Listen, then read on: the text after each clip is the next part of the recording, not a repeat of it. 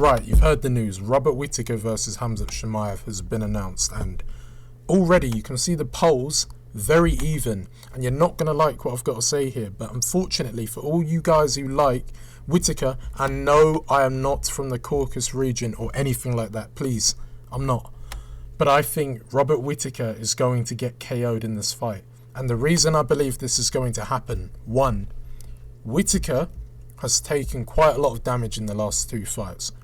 Last fight against Paulo Costa, dominated him, very light on the feet, kicking him, circling out, outboxing Paulo Costa with ease. But then you saw what happened. Spinning wheel kick catches him, starts wobbling, and just loses the round based off that. He got caught a few times, and that wobble from early is going to do some damage on the brain. And we know Whittaker's not really a guy who gets in loads of walls and takes like a beating.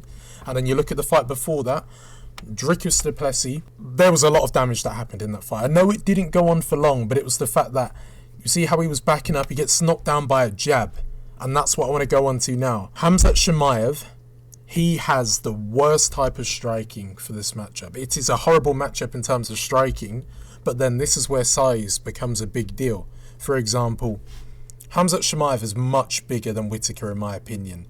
Like, if both of them were going to go up to light heavyweight, I believe Khamzat Chimaev would have more success than a Whittaker, due to the amount of size. Robert Whittaker on the feet, it's common knowledge that he's more skilled than him, but the problems are going to come with the power.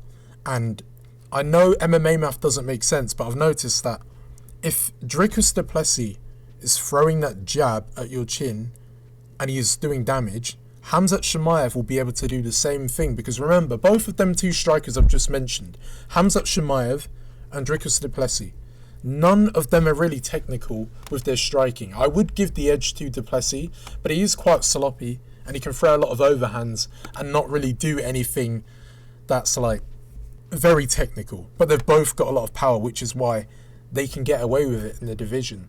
And I believe with Khamzat Chimaev and Robert Whittaker, that might be a problem. Although I believe Robert Whittaker's the better fighter, I think he will start off round one better. I don't think Khamzat Chimaev is just going to immediately jump in like he's done with Usman, like he's done with his other opponents.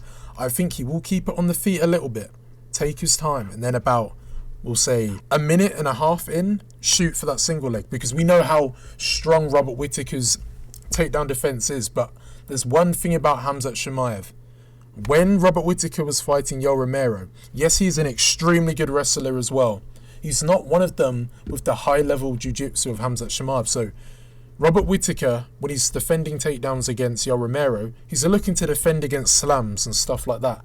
Khamzat Chimaev is not always going to look for a slam. He's going to look to take you down, but like kind of, if he can't get you down immediately, look to transition to your back. He's always looking on the ground for the submission first of all. And if he can't get the submission, then he'll look at using the striking on the ground to make you turn your back. And I think because of the pure weight and size of a guy like Chimaev, Whittaker is going to run into problems in that first round. But it's mainly about the first round I would worry about for Whittaker. Because when we get into round two, this is where Whittaker will shine. If he makes it to that, and I don't think he will.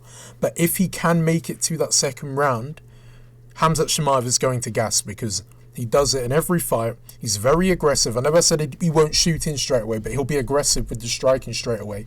Walking straight forward, no head movement, and that kind of favours Robert Whittaker. But I don't think it will favour him predominantly in the first round, because in the first round, he doesn't want to be anywhere near him. He needs to be on the outside for the whole fight, because anytime you get into the inside and you allow Khamzat Chimaev to get a grip of you, it doesn't matter how good you think Robert Whittaker's takedown defense is. Look at how Khamzat Chimaev took down Kamaru Usman. Yes, he come off the couch. Yeah, he's got bad knees, but he's still got good takedown defense, even if he's come off the couch. Like, look how hard it was for him to submit Kamaru Usman. I believe if that was Whittaker in that same position, I can't say he would do as well, because when you look at the opponents that Robert Whittaker's actually fought, he's fought a lot of guys at middleweight. Remember, middleweight is full of strikers. He's not really fought a guy who's looked to take the back of him and be in a position on the ground where they can look for a choke. We've not really seen that in the middleweight division with him, because a lot of them, apart from, you could argue, Ronald Souza, but even then, and you could call him, what's his other name? I've forgotten it already, the Brazil guy. Oh, never mind, I know who he is. The guy who Andre Muniz submitted with the armbar. He's not really had to deal with someone who can put them both together, like extremely strong wrestling, bigger than you, with strong back-taking ability, with a good finishing ability. It is a lot to handle at once, plus with the weight advantage. That is why I think it's more of a struggle. And in a 3-round fight, obviously it would favour Khamzat Chimaev more, but I do think I'm still confident that Khamzat Chimaev, because of how aggressive he is and how you can hit Robert Whittaker early, because he can sometimes make like a small mistake that can lead to him getting dropped. Like Darren Till was able to drop him in that fight as well. And he can be caught. Like, we can't act like he's got some like granite chin. He's got a good chin, but he's getting older now. He's taking more damage. Paulo Costa, that was like a warm-up fight for him. It wasn't a good matchup to take on paper because he's coming back.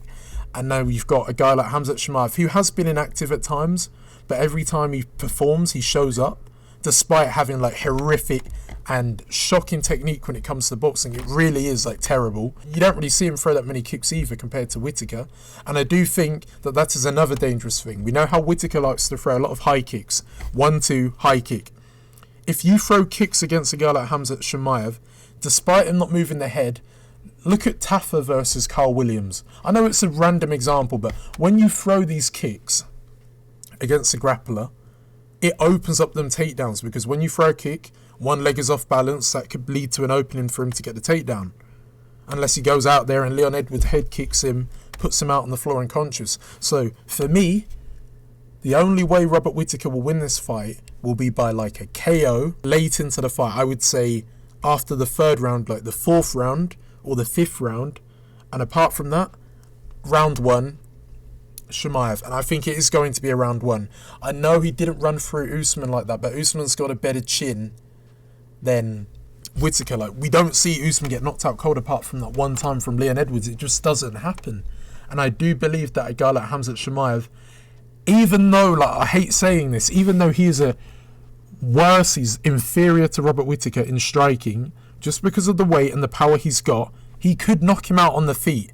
And that is one thing to be concerned about, because look at Whittaker, like I've mentioned before. He can be winning the round, but then get caught with something. Like, he was winning the early stages. Like 1 minute into that fight at Dricus du Plessis, he looked like he was doing all right, staying on the outside, kicking him to the body. He was doing well. But it's after a while, when his opponent gets a feel into the fight, they can start to do damage, but then fall off. And yes, he's beating guys like Marvin Vettori, but look at Marvin Vettori now. He don't even look like he's that good anymore.